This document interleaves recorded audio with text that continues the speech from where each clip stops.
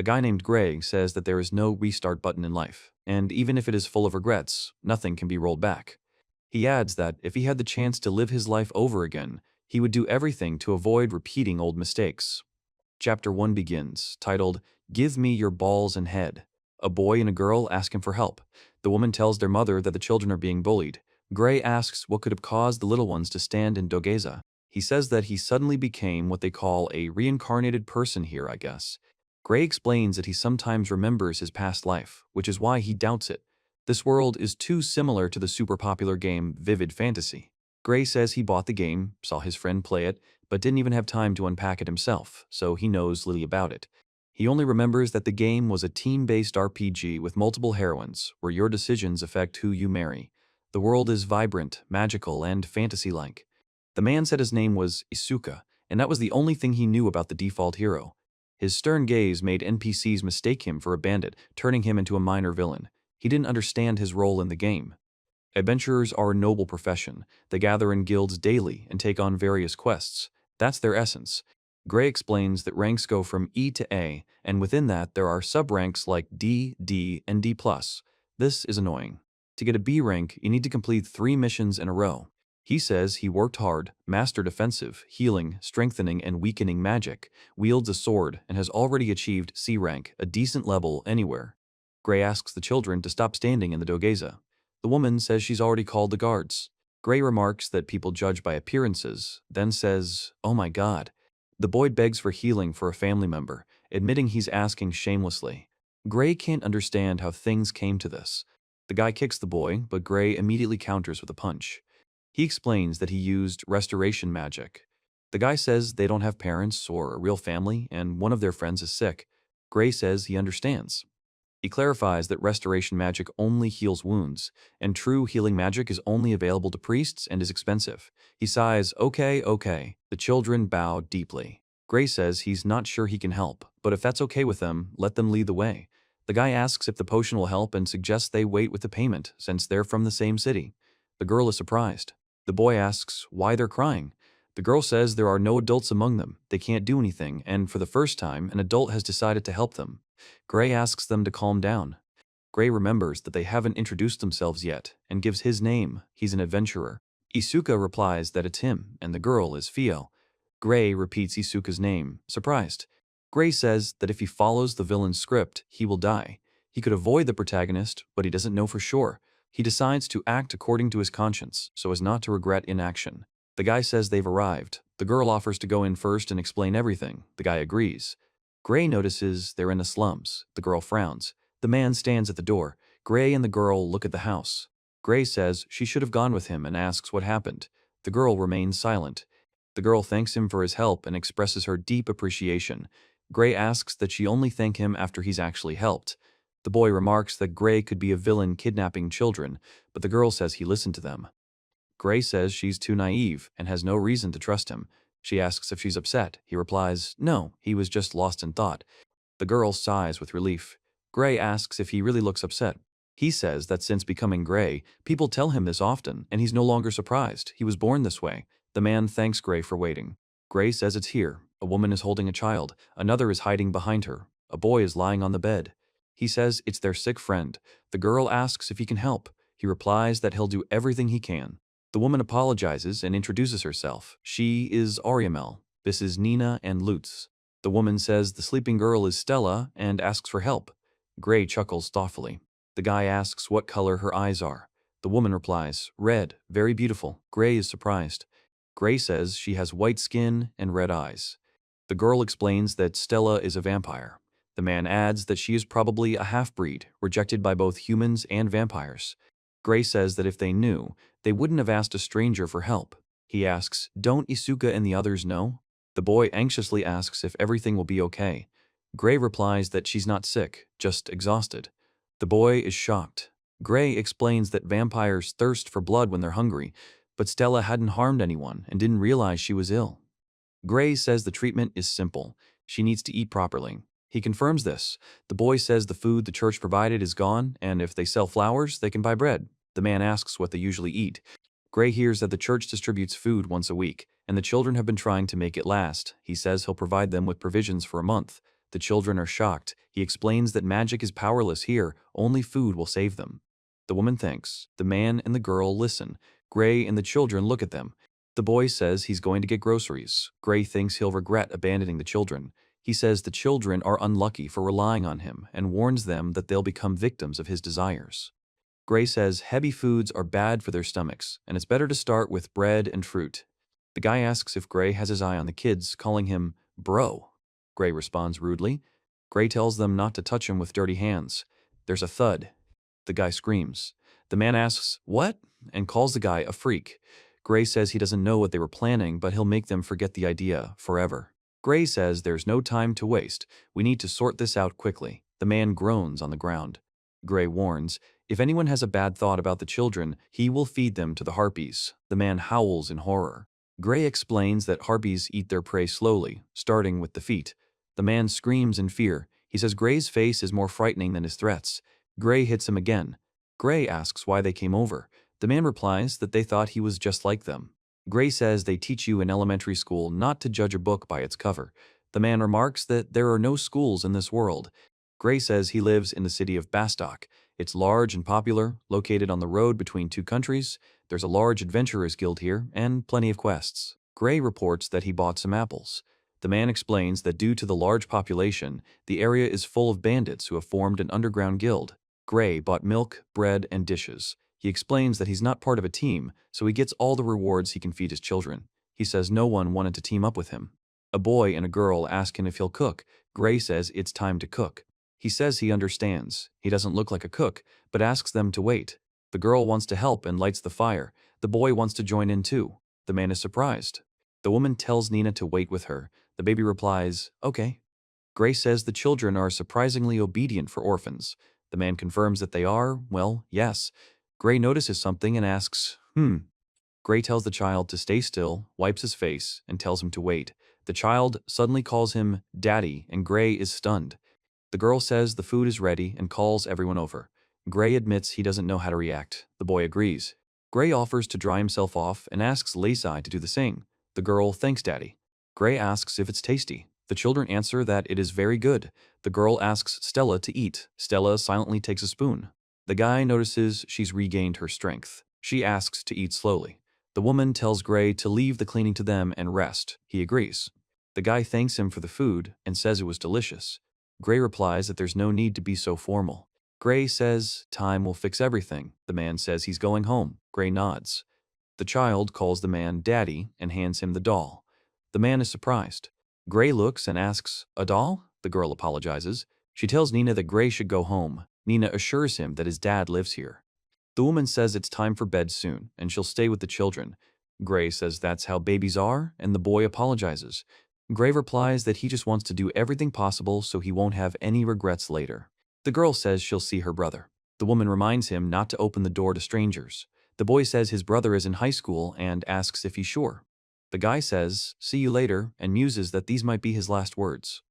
In the morning, Gray says that this will be enough. The man says the children will be on a diet for now, and later he'll treat them to some meat. The woman thanks him and shows him the recipes. Gray asks what they are.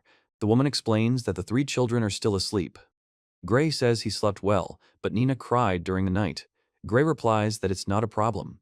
The girl sighs with relief and asks if they'll see each other again. Gray replies, "Of course." He says he has plans. It's time to make money. Later, the elder orc panics and says he can't win and must flee.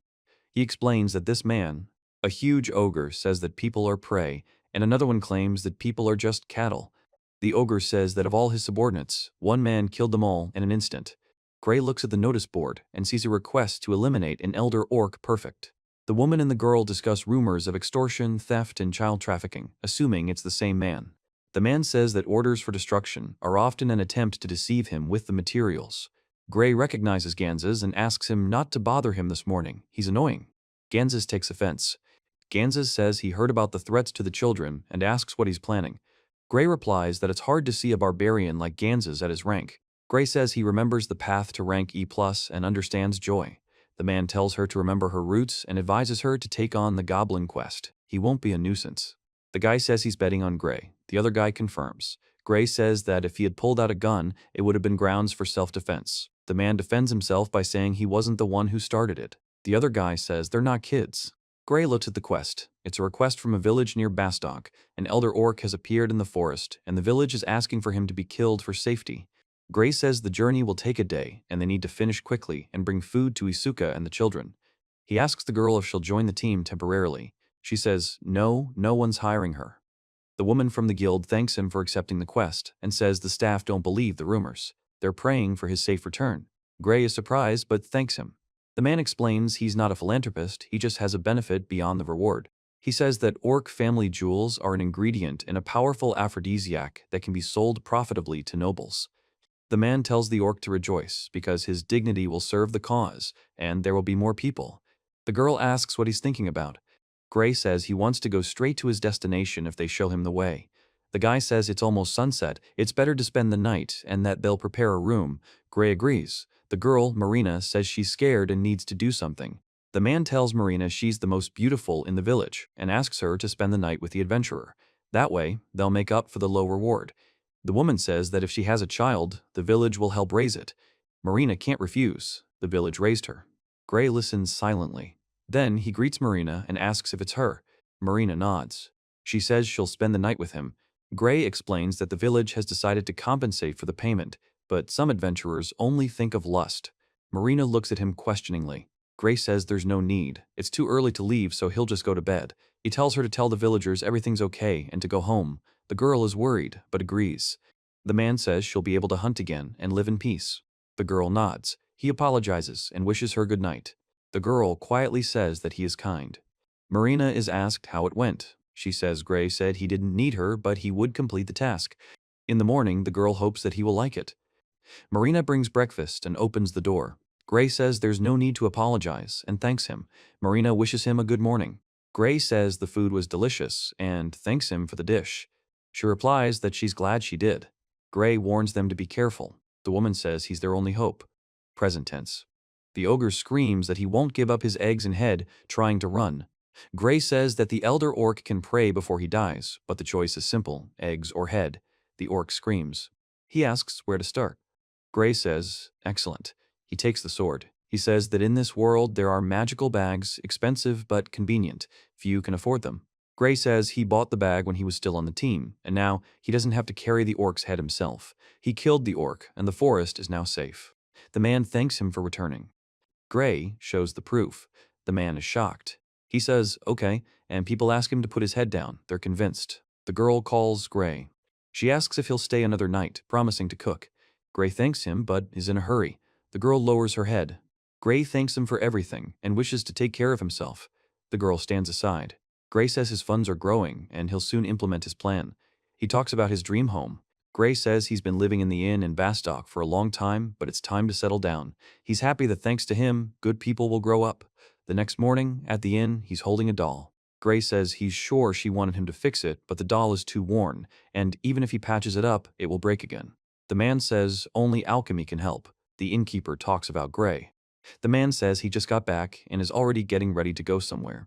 He explains that he realized it was a woman and says that right after work he was her age. Gray tells Lena that her father is up to his old tricks again. The man, surprised, asks what and says it's her father again. Lena says that no matter how many times she told him not to bother visitors with her stories, the man replies that he just... The woman says it was against the rules to call Lena. The man says they are men and should share their exploits with each other. Gray says he doesn't understand what she's talking about. The guy says the doll isn't very flattering and tells him to shut up, then asks him to fix it. He says he'll fix it, of course, and asks for money up front. The guy asks how much, and he refuses. Gray announces there's an ingredient he'd really like, an elder orc. The man says he knows what he's talking about. The girl yells that it's not the head and demands he take it away, asking why he's carrying it around. The boy offers to give up his balls and head. The man explains that he can forgive and that he's the kind of person who can give an expensive healing potion simply for being kind, and also says that if it makes the child happy, he doesn't mind. The man says he took one of the jewels and wonders. The woman reports that baby Nina cried the whole time Gray was gone and apologizes to him. Gray laughs and says he's here and everything's fine. Baby Nina screams, "Daddy," and cries, and Gray hugs her. The baby girl makes sounds in the sack. Above. He tells Stella that Daddy needs to make sure he pets her properly and is happy that she's recovered, noting that she called him Daddy. The girl says, Stella-chan, and the guy replies that he understands. Gray tells Nina that he apologizes for keeping her waiting. The girl rejoices and says that Atya-chan is so beautiful now, after which she hugs her. He looks at them. 3 people below are smiling. The woman tells Gray she doesn't even know how to thank him for everything he's done for them, and Gray explains it's nothing. The woman offers to cook, to which Gray agrees. The woman says she looks happy and asks Nina-chan to play with Fio for now. Nina-chan says she agrees. The girl says it's cute. Gray looks away silently. The boy offers Fio some of his mushrooms. The girl says she didn't ask. He says he thinks Isuka looks like a normal boy. Gray says that at this rate, he's worried about whether he can become the protagonist who saves this world, and he's ready to help him, but the man says that if it were possible, he'd like them to continue living peacefully. He says there's something he wants to talk about and plans to buy a house in the city, asking if the children would like to live there with him. The girl replies, A boy, a girl, and a woman are saying, Nes, concige. A house and a tree are depicted in the background, stones are lying next to the house, and an empty speech bubble is above the house. The guy says it's okay if they don't want to. Gray says they were just surprised and apologizes. The girl asks not just Nina and her sister Arya, but Isuka and everyone. The man replies, Of course. The woman asks if it's true that this will affect them all, and the man answers affirmatively. The girl says she wants to be with her dad forever. The girl with short hair tries to say something but can't, and he eats silently. Gray says he's glad it didn't upset them. The girl asks why and says she'll try, explaining that all the food and Nina's doll are already very valuable and they're grateful, and asks if they're okay with that. Gray explains that he didn't plan this from the start. He says he's going to look for a new home and asks her to wait for him here. The girl asks if her dad is leaving, and he confirms. The girl thanks Nina for being a good girl, and Nina replies that she's fine. The girl tells Gray they'll see each other, and the boy asks him to take care. Gray says they'll see each other. Gray explains that he wants all the children to have their own rooms and a large hall, so the house will be bigger than he planned, and it would be nice to buy a house for a team of adventurers. The man explains that. The guy asks Gray if he managed to buy the ears of the elder orc, and he says that it was him again. Gray says it's only been 2 days since the mission was completed, which sounds suspicious. He asks if the other guy would be willing to tell him where such a good store is. The man says he understands that he wants to hang him, but asks if he needs to take a quest, and explains that if he's afraid of goblins, he can always take a quest to gather herbs. He tells the man to forget it and instead tell him where he bought the elder orc's ears. The man asks. The guild has a reward system for killing monsters, even if there's no quest for them. All you need to do is bring back a part of the monster as proof. In the case of orcs, it's the ears. The reason Gray is so eager to know where he got them is because he wants to profit from it. Gray says that if there's a quest that he says there are ears there too, and says, here.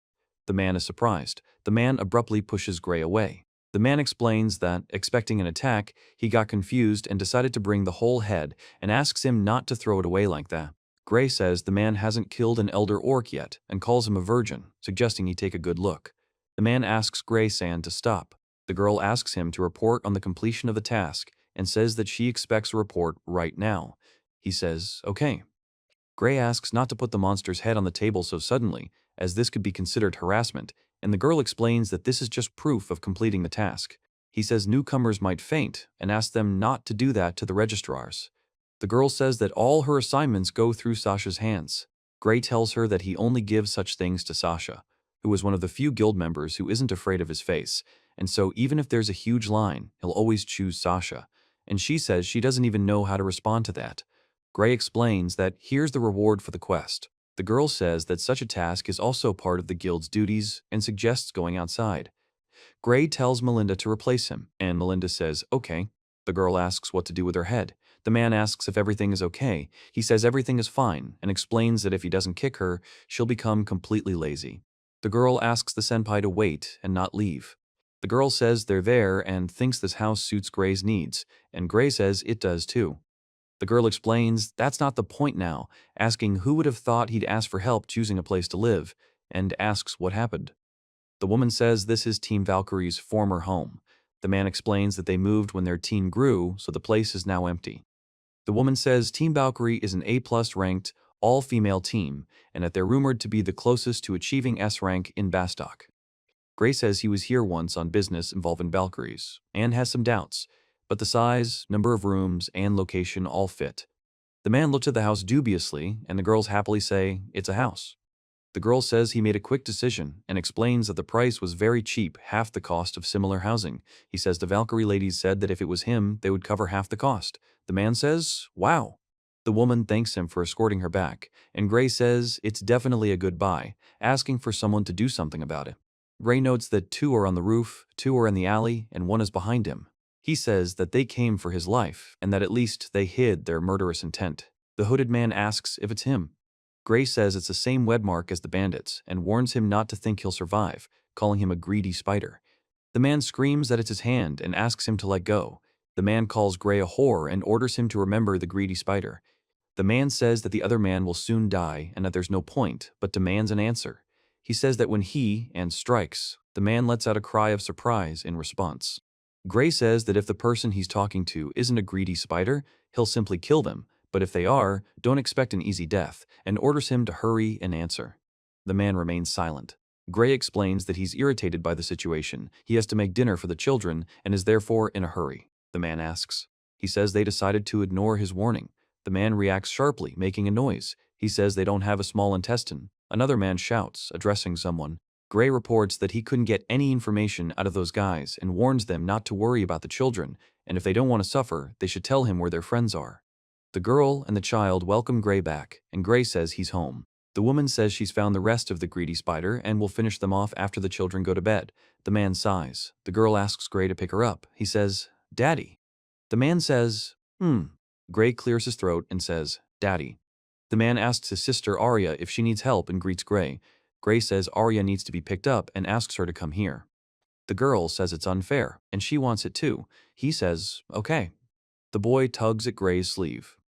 The girl asks to wait her turn. Gray announces that he has bought a new house and that they will move in 2 days when everyone is ready. The girl says, "Okay." The guy and girl on the right are smiling. Gray says, "Daddy, work?" The man explains that he's here. The girl and Gray are sleeping next to each other, the girl holding a toy. He says he won't be long and apologizes for waking him, then tells him to go to bed. The man asks if he'll be back, to which he replies, "Of course, since they're planning to live together."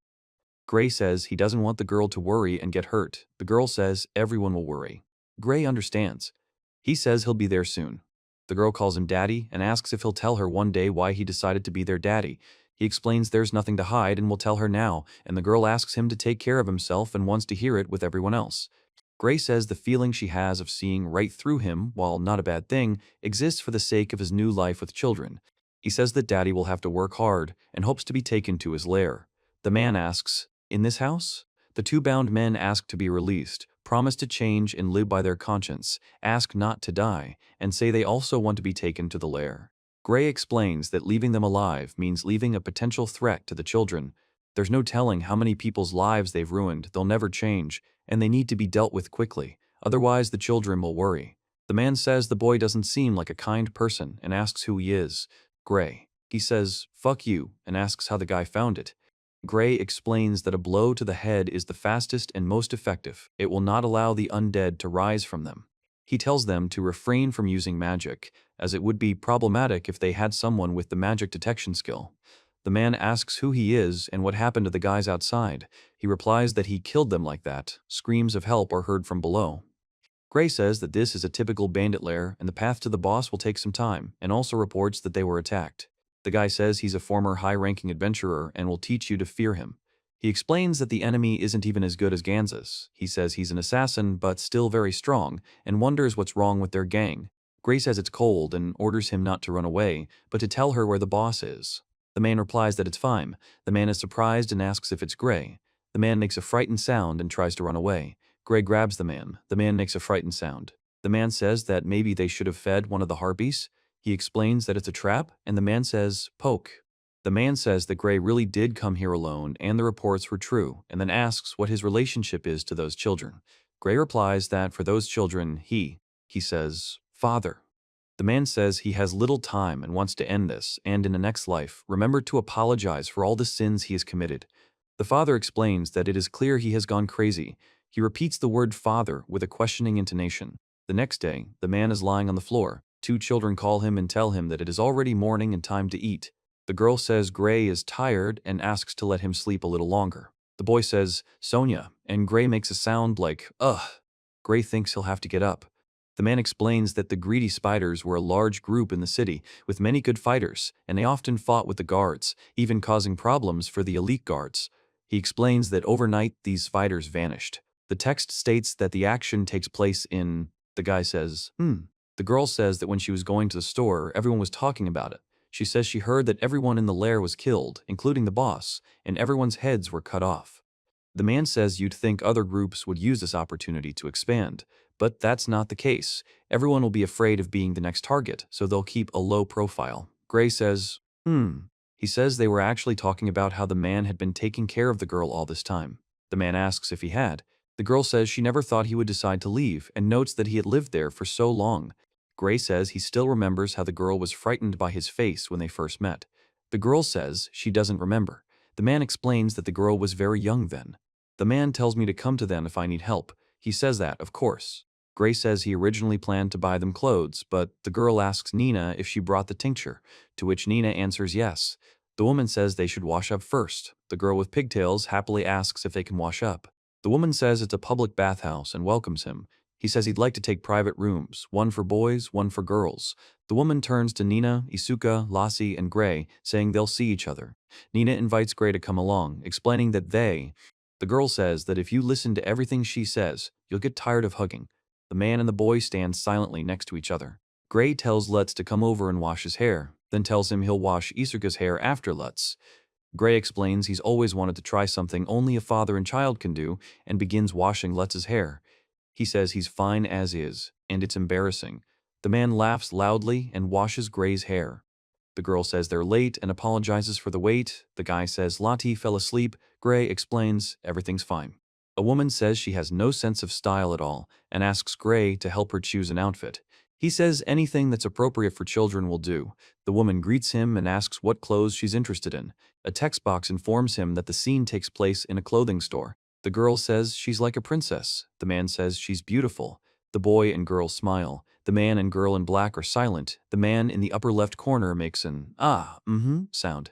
The woman says this is their new house, and the guy expresses surprise. The girl in black says they're going to have a look around and calls Nina and Lottie to come with her. The girl calls out to her dad that they're going. The guy warns them to be careful. There are stairs, and the girl asks the boys to wait for them. Gray says to be careful. The man explains that the private rooms are on the second floor and first come, first served. The woman says she'll wait until everyone's finished and suggests Gray go ahead. Gray explains that there's no need to hold back because they're family. The woman explains that, whatever. He says the babies can sleep with him or Ariamel. The girl agrees. He notices that the room is so big and voices can be heard saying, "Aha!" The boy says he's prepared clothes, food, and shelter for the children and thinks everything will be fine until they want their own rooms. Gray says school comes next. He wonders if they have any dreams and hopes they'll tell him everything themselves over time. Gray explains. He says he chopped off the boss's head before he could say anything, but that doesn't mean he's not interested in these kids' pasts, and he'll learn everything about them as they live together. He explains that even families have secrets from each other, and he won't pry them out. The man explains that they've always slept together, so it's hard for them to sleep alone. Gray invites them in and says there's not enough room on the bed, so he'll lay out a futon on the floor. The man wishes everyone good night. The guy asks if the three of them came together and what's going on. The woman says she didn't. He says, "Hey, Isuka." The girl tells him to get up and says that everyone has already started breakfast. The man apologizes and says he'll get up now. Isuka says it's been almost a month since they moved into their new house. Gray says hello in the morning. The man says morning. The girl says good morning. Isuka likes to sleep in the mornings. Fio is smart. Nina says she loves to eat, and Stella says they have a sweet tooth. Gray thanks Ariamel for the food, and she tells him to leave the dishes there and confirms that this is the recipe he gave them. Ariamel explains that she didn't want to ruin the recipe they were given, so she's keeping it as a souvenir, showing a copy. The man offers to eat, and the text says that it's 2 small ones. He informs her that Ariamel can read and write, which is not common for children in this world. The man says he's leaving. The boy and girl wish the man a good day and ask Daddy to come back soon. The woman tells Lutz to say goodbye. Lutz looks at the cat and says it's staring. Gray reports that Lottie doesn't speak at all, but loves looking at animals. The girl bids Gray farewell. Gray explains that they still don't know much about each other, but are gradually becoming closer. He explains that his life has changed dramatically. Before, he was either sleeping or preparing for expeditions. He explains that now he only takes on one-off quests and needs to quickly kill all the goblins and return home near Bastok. The woman reports that Gray hasn't been himself lately and has been completely ignoring Gans's. Gray is shocked. The woman explains that Gans's has been pestering her every day and gives her payment, asking if he thought she wouldn't notice. Gray says that Gans's really has been pestering her. He says he didn't even notice. The man says he's standing right behind him and asks if he's serious. The man asks if they're terrified. Gray says he'd rather go home and read books for Nina and the others than waste his time on him. He says he'll buy 7. The woman thanks him. The cat yawns. The woman leads the child by the hand down the street. The top panel on the right shows crows on a lamppost, followed by a man saying goodnight. Below, a man stands at the entrance to a house saying he's home. In the upper left, Gray looks forward. He says he went and explains that it was a senseless habit he couldn't break. He explains that his family is no longer there. Gray tells Nina and Lottie he's home. Lottie and Nina welcome Gray back and invite him inside. Nina asks if they want to eat now or take a bath first and offers to take the food. Gray replies that everyone's hungry now, so it's best to eat first. Nina asks him to share. The girl informs him that he has been buying sweets for a week now, warns him that it is unhealthy and asks him not to bring it so often, explaining that Stelma-chan skips dinner because of her desire for sweets. He agrees and says that he thought Ariamel was like an older sister, but she. The girl says Isuka, and Gray answers yes and offers to tell. The man asks Gray what happened. The guy says they want to become adventurers. The girl asks if they can be taught fencing and magic. The man says yes. The woman says they want to be useful too, Arya's sister. The boy asks what they said. The man says it seems Isuka and Fio feel like freeloaders, although for him, their existence is already a blessing. The woman says, let's put it off for a bit. The guy explains that if that's what they want, he has no right to refuse them. Gray informs the two that Ariel's objections fell on deaf ears and that being an adventurer is a dangerous job, so he should train them properly so they can stand up for themselves even if something happens to him. He says he doesn't want to put them through the loss of their family a second time, even though he doesn't plan to die. The man calls him Daddy. Gray thanks him for the food. The girl says, come on, get some. The boy thanks him for the food. The man thanks him for the food. And the text says it's the next morning. The girl says she made Gray a lunchbox. Gray explains that she'll make a hole in me. The girl says that it looks like they're skipping lunch, so they can leave the food if they don't need it, and that he sometimes thinks about lunch and will accept it with gratitude. He says he'd like to help them achieve their goals, whether they become adventurers or not, and understands the girl's concerns, so he offers to discuss. The girl wishes Gray a good day and asks him to return safely. Gray reports that the Adventurers Guild is very noisy. The girl asks Sasha if anything happened today. The girl reports that today a team of Valkyries is returning from an expedition, having cleared a dungeon that had never been conquered before, and that news of this has been hanging around for several days. Gray says to go to a different registrar today. The man sighs. Gray says, yeah. The woman reports that Melinda begged her tearfully, and the man says there were no heads. Gray reports that the dungeon has been cleared, but he hasn't been there in several years, and the ones he's interested in are teeming with problematic monsters, so going there alone isn't an option. He explains that among the monsters in his world, individuals with special abilities can be born, which are usually impossible to recognize unless the monster is spoken to. He explains that any magic will be useless. For example, there may be a goblin who is completely immune to magic, but despite this, he is still just a goblin. He explains that he can be killed simply by hitting or cutting him. The goblin explains that even if the monster is skilled as an archer, if it uses a club, any novice can kill it, and that no matter how powerful the ability is, if you don't know what it does, it's useless. The goblin explains that, on the other hand, if the monster is smart enough, it could become. Gray reports that among the goblins he killed yesterday, there was one that moved unusually fast. The man says that it is something intangible, a skill or a gift, which some people are also born with. Gray says she'd be in an uproar if she heard about such a church, but he doesn't think God cares whether you're a monster or a human. He explains that among humans there are heroes, saints, and masters of various skills, and something similar could exist among monsters. He says it was delicious. He says that eating while sitting on the grass was a damn good idea and suggests having a picnic. He says that Ariamel is a very good cook, a good housewife, and beautiful, and he thinks that she would be very popular with men and one day she will bring. The woman says that, thank God, they only brought the necessary parts, and when she saw the face, she thought she was finished, but it's not like she always brought heads. Gray asks if the Valkyries have returned. The girl says there are a lot of beauties in Valkyrie and asks if he's interested. He explains that he's not. The girl says they're currently upstairs talking with Sasha Senpai and GM. He says, okay. The girl says they'll be there soon and asks if Gray will be waiting for them. Gray says everything is fine. The man explains that he wanted to talk to them about going home, but apparently it wasn't meant to be, since they just returned from an expedition and they won't be back for another one anytime soon. The man asks not to. He says that now it won't be sweet and says that he doesn't want to be scolded. Gray reports that the dinner was delicious and welcomes him back. The girl says she'll make another dinner like that tomorrow. Gray looks away intently. 3 people are playing cards in the room. Night is visible outside the window. The guy says it's late and asks what they want. The woman says they are from the Valkyries. The girl tells her daddy that the A button is, Gray explains that it's bonus content.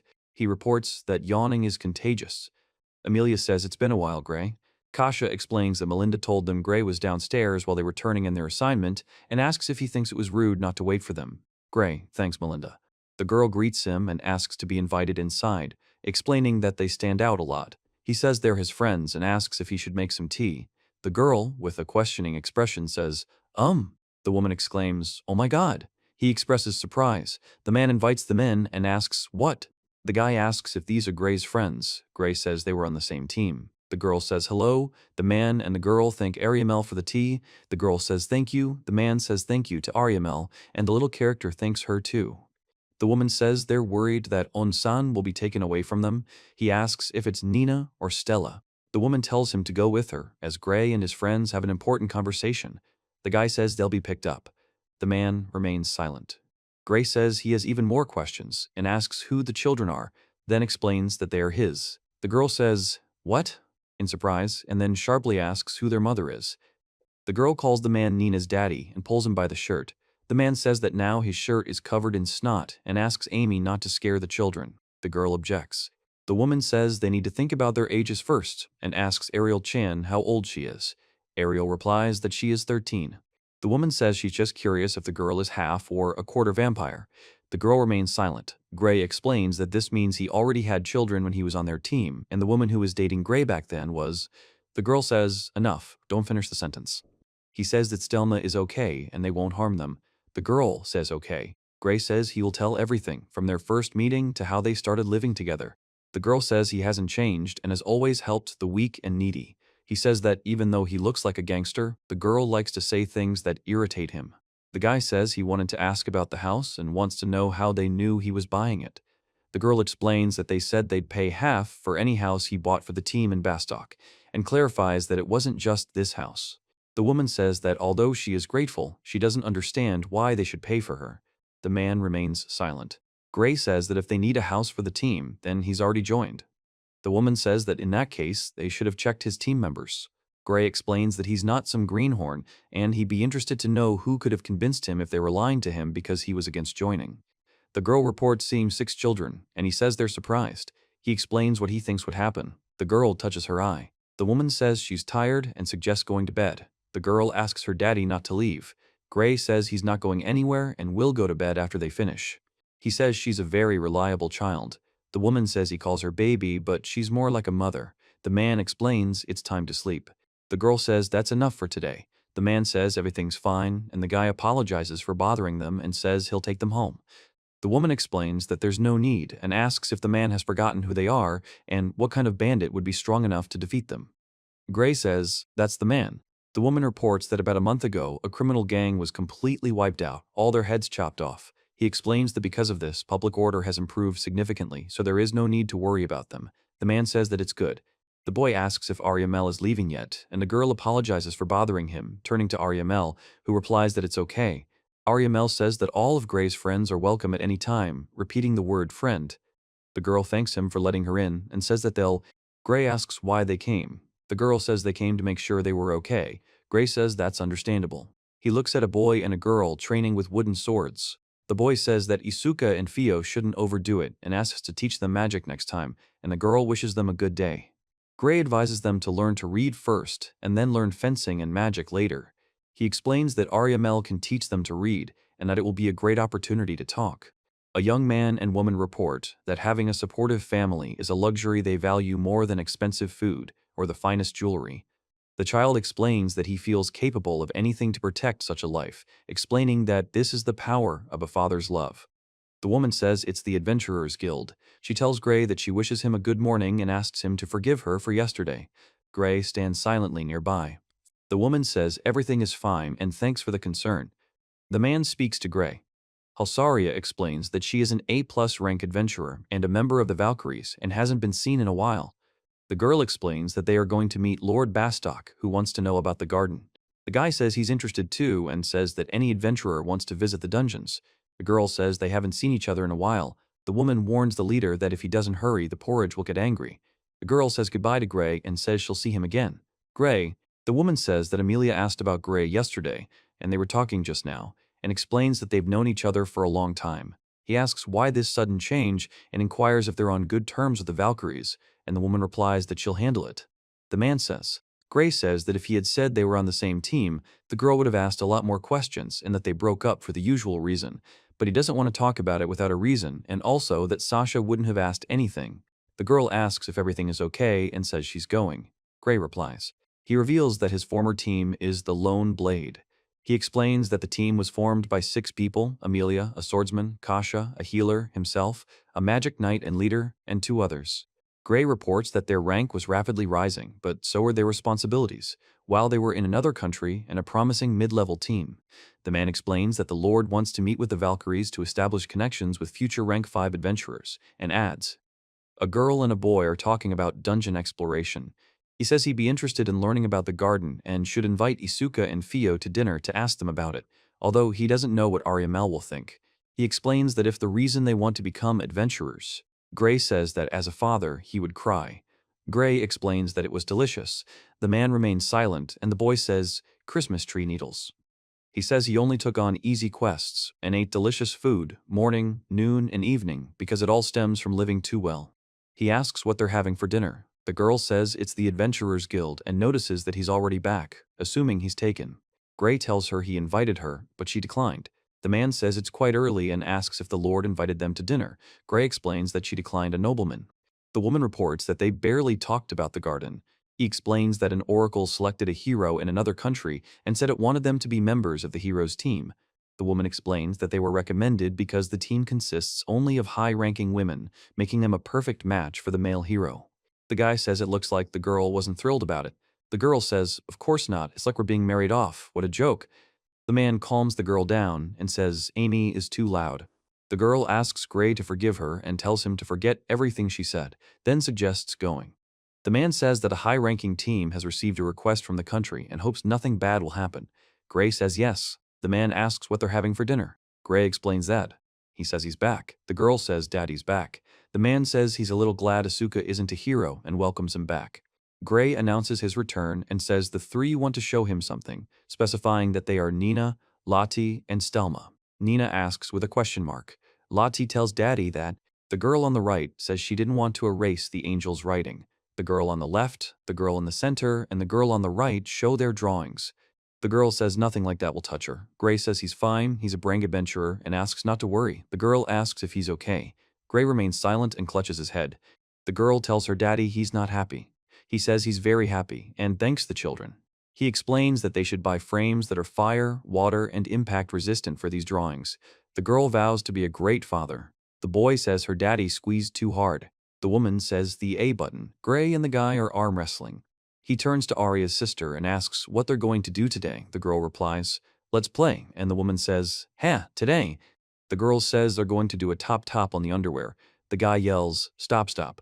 The man says, Sister Arya, they want to do something too. The girl asks to clean the bathroom. The man says, Nastya-chan, it's time to sleep. The boy mentions fencing. The girl says they want to talk to Gray about it after cleaning, and the woman agrees. The woman warns the children not to fall and starts counting along with them as they stomp their feet in a barrel of water. Gray says aye, then asks Isuka, are you okay? The girl asks Isuka, are you okay?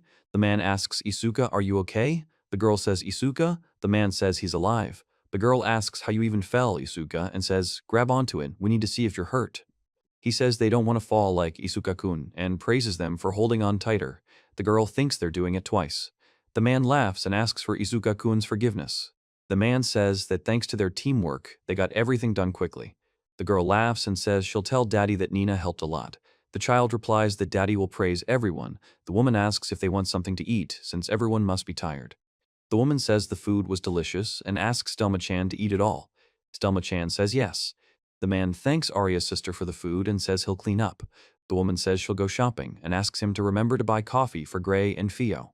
The girl says they'll have a nap later and calls the kids to go potty. Gray says, Sister Arya and the potty. The boy remains silent. He is silent, and the girl is smiling. 3 characters are lying under a blanket and sleeping. Gray tells Sister Arya that they really want to become adventurers. Sister Arya asks Isuka-kun and Fio-chan what's wrong. She explains that becoming adventurers is dangerous and suggests they work in the city, perhaps at a store or in a guild, asking what they think. The boy says they want to become strong and help Gray with his work. The girl explains that they will learn swordsmanship and magic from Gray, so there's no need to worry. The woman suggests that the boy could teach them reading and writing first. The girl says that these two can now decide for themselves what kind of future they want, since Gray helped them. He says there will be reading and writing first, he doesn't mind, and says, okay, Isuka-kun, Fio-chan. The girl thanks him. The girl explains that these are paper and charcoal writing sticks and offers to try them. The boy asks if Lottie is awake and says, oh. Gray says his dad has gone bald again, and the boy asks what he's doing. The girl looks at the boy. The girl invites Nina-chan, Lottie, and Stella-chan to write something to Gray-san, their father, and promises to teach them to write letters so they can write Daddy and Daddy. The girl says she needs to write to Daddy. Gray says he needs paper and charcoal. The girl smiles. He is silent. He says that today he has only one thing to do. He warns to be careful. Gray says he needs to buy some frames. The girl asks if she woke him up, explains she wanted to make breakfast, and suggests he sleep some more. Gray says he always leaves breakfast for her and offers to help out for once. The girl is cooking in the kitchen, he is washing the dishes and says that it is good and thanks for the help. The girl apologizes for oversleeping. The boy says, good morning, Fio-chan. Fio-chan is surprised and asks if it's Gray-san. Gray says he prepared too much food but thinks it's okay since they're still growing. The guy says the girl's hair is a mess and asks if she went to bed late. He tells her she came home on time and asks if she can wake up the others. The woman says she'll go wake everyone up. Gray says it's morning and praises them for getting up on their own. The girl says, The boy asks for his dad because he wants to sleep. The man is silent. There are knocking sounds and shouts to get up. He says he'll go wash them. The girl says she'll be finished by the time he gets there. Gray tells them to go to the battlefield. A man is carrying a girl on his back, her eyes closed and seemingly unconscious, while a boy next to them is talking. A woman stands by the door and watches what's happening. The man says no. When the girl in the tub tries to do something, he grabs her, and the other girl swallows water from the tub. The man lies face down in the tub, the water gurgling. The boy reports that they're wet. The girl apologizes for the trouble. Gray says he won't be taking on any assignments today and suggests they go out and get something to eat. The woman explains to Ariamel that there's no need to cook lunch today, to which Ariamel asks why. The guy says his dad has the day off. The girl asks if it's true and confirms that his dad has the day off. Gray says it's a family outing. The girl asks if she can come too and is delighted. The woman explains that she understands why Stella-chan asked that, and the girl explains that she's afraid that they'll be looked at askance because of her appearance. He says that if anyone says anything bad about her, he'll cut it off and take care of them. A guy tells Stelma-chan that it would be cool to go for a walk together, and Stelma-chan agrees. The man asks the girl who the city guard is, and the girl replies that it's a man. The man explains that they received a report of someone who looks like an elf merchant talking to an elf. Gray tells Stella not to worry, as he's the only one who could be causing her concern. The man asks if he's not the kidnapper, then whose children are they, since their parents should be worried about them. The boy asks why he's constantly being reported, and Gray explains that the boy's vampire blood is nothing. The woman says that sometimes family members don't look alike, and asks her to think about what she's talking about, since these children are completely different from each other. The man in the hat says that, moreover, this girl with purple hair, he says that he is their parents, and Gray asks if something is wrong with her. The man explains that no matter how Gray threatens them, their job is to protect citizens, and if he wants to say anything, he should go to the police station. The guy apologizes. The man expresses surprise. He says that everything the man says is true. The girl explains that they are his children, his family, and asks them to leave them alone, clarifying that by their standards, only those who wear normal clothes are considered citizens. The man in the hat begins to say that this. A girl screams at them not to hurt Daddy, and a boy trembles, clinging to a man's legs. A man standing next to two children says the children should forgive him, but it looks like he's mocking them. Three men in hats express bewilderment. The girl says that when they were dressed in rags, they didn't care about them at all. She invites Gray to come with her. Gray says he's fine and thanks her. The girl apologizes for getting so worked up. He says he was supposed to protect them, but everything turned out the other way. The man says his decision to help these children was the best in his life. The man asks if they are too surprised. The girl exclaims in response, and Gray says, "Hey." The man says yes, to be more precise, and the girl says it would be strange not to be surprised. He explains that there's nothing strange about it. The man explains that the children were the reason he bought the house, to which he replies that they weren't the only ones. The man reports that Gray did something you wouldn't expect from someone with his face, and that the face thing was unnecessary. Gray explains that he was just thinking of settling in this city because everything, his finances and their appearance, aligned perfectly. The man tells them to settle down wherever is comfortable and calls Lena to cook the food. Lena replies that she will do it. The guy says, "It's so delicious." The girl says, "It's delicious." Gray tells Lena-chan to share the recipe. Lena says that, of course, she can write, and that's cool. He says things have gotten better here compared to when he lived here. The man explains that it's all because he shares food with his family and asks if he didn't know that. He remains silent. A neutral man wishes Gray a good day, and a girl and child also wish him a good day. Gray asks if anything good has happened. The text states that several days have passed. The woman says she's going shopping with Lena today, and Lena exclaims her name. The girl says that's right, Lena, and suggests they play again. He explains that they've already become good friends. The man tells Gray that Lena and Ariamel get along well and shop right there, inviting him to come in and have tea with them at the store, to which Gray replies that he's finished for the day. The man notices that Gray is heading home quite early. Gray wonders what will happen today. The guy and the man say it's a trivial matter. They don't want to do anything with their interlocutors, and the other guy asks just to chat. He and the man, with dark faces and sinister smiles, say that they can also have a pleasant chat and will talk very thoroughly, warning not to turn them down. So, the girl says they need to have a serious talk with these two. Gray asks if they're coming. The man says they are. He says he won't do it again. Two men say they understand and ask that at least their organs be spared. One of them promises not to do it again and asks not to harm their families. He asks what this is all about. Gray tells Ariamel she shouldn't have waited there and apologizes for making her worry. Ariamel says she's not apologizing, it doesn't bother her at all, and that helping her family is natural. In the next scene, the two characters apologize. Ariamel explains that she's just Ariamel. The girl confirms this. He says that seeing Ariamel having fun with Lena makes him happy and he's glad to meet them. He adds that Ariamel's holding back worries him much more and asks to be allowed to. Gray says he'll spoil Nina a lot, and she says that's fine. The girl says she loves being spoiled. The man asks if Daddy likes Nina being spoiled, to which Gray explains that it makes him happy. The man says Daddy wants to cuddle too. He hugs two girls tightly, and one of them says they're not. There are two onlookers nearby, reacting to the situation. The girl turns to Gray, asking if she can, and he invites her to come over, asking if it would be okay. Gray hugs a girl and a boy, who reciprocate his feelings, while two other children look on. The girl says there are rumors that if anyone bothers her or Ariamel, a couple of creepy guys will kidnap them, and that's why no one bothers them. He says they are decent citizens and don't kidnap anyone. The boy screams and swings his knife. Gray steps to the side, dodging the blow. The woman asks Gray to teach the two of them fencing, explaining that they've been trying hard to help around the house and learn to read. He says it seems she hasn't fully approved yet, but if they've agreed, he'll do it for their benefit. He explains that they shouldn't close the door.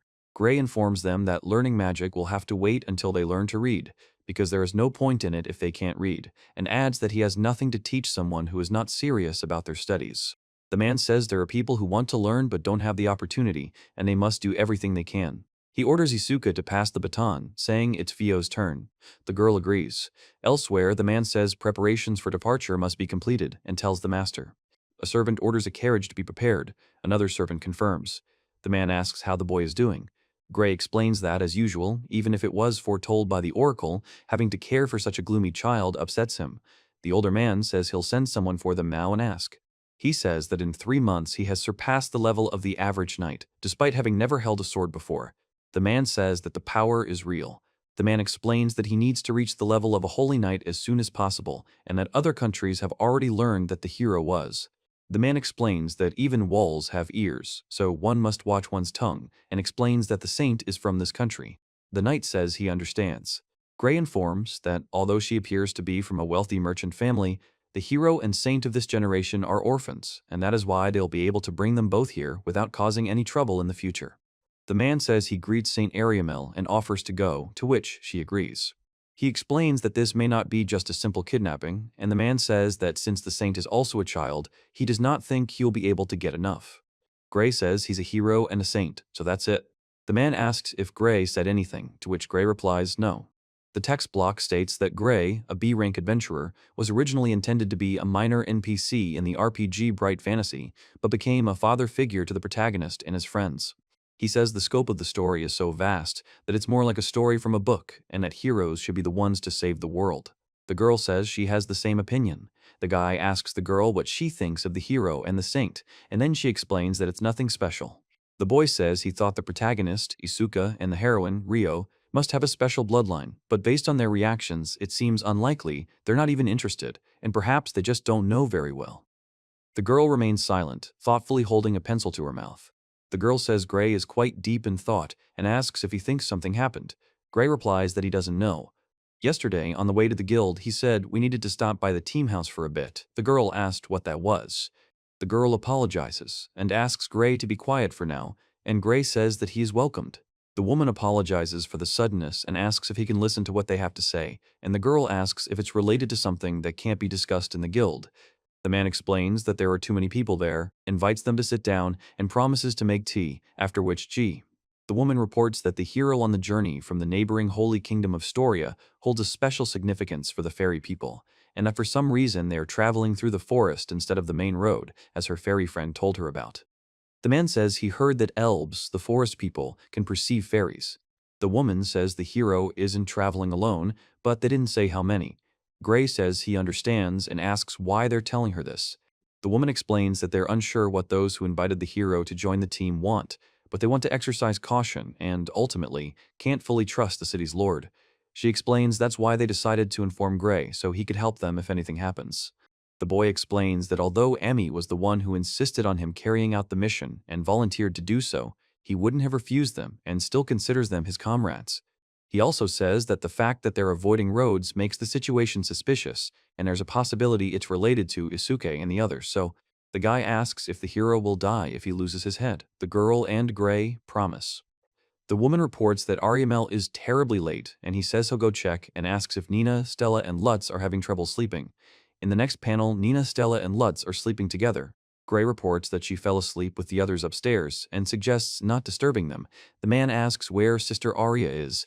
He says that these two have been working really hard lately. The girl and the guy nod. Gray explains that the hero's goal involves children, girls, or something else, and in that case, there's only one thing he must do: protect the children, no matter what. The girl asks if he's a visitor. Gray tells Fio he'll take care of it and suggests she continue her studies. The girl says fine. He asks who it is. Amelia says it's her and that she came with some information. Gray asks if the girl is alone and wonders if this is a problem. The girl says everything is fine and invites him in, explaining that she would be happy to, but Kasha said to return as soon as possible and asks for forgiveness. The guy advises everyone to be careful. He reports that Halsaria said the hero has apparently left the forest, and if they're heading straight to the city, they should arrive in less than half a day, and also adds that here's something else. Gray explains that it's a magical communication device and says he'll give you one stone to use if something happens, then he'll come right away. He also explains that they can't directly exchange words, but if you take one stone and concentrate, the other stone will begin to glow brightly, the man says. The woman reports that they didn't have this when they were a single blade. The man explains that they're commonly used by teams during dungeon runs, which also gives a general idea of where the other stone is, and that since they're relatively inexpensive, some adventurers use it as a sort of talon. Gray thanks him and tells him to use it if anything happens. The girl replies that if that happens, they'll be counting on him and says goodbye. The man says he's been walking alone for so long, he didn't even know about it, and leaves it for Asuke and the others the next time he buys it. He says the visitor was Emilia, who finished what she came for and left, and asks what about the visitor. The guy explains that Emilia is one of the members of the old group that came recently. The girl says that's the correct answer, calling her a blonde swordswoman and beautiful. The girl asks Gray if Emilia is his girlfriend. Gray laughs, and the girl explains that she shouldn't have asked that question. Gray says everything is fine and asks what made her think that, after which the girl suggests using something. The woman reports that when Emilia came over before, her eyes were completely different when she looked at him than when she looked at anyone else.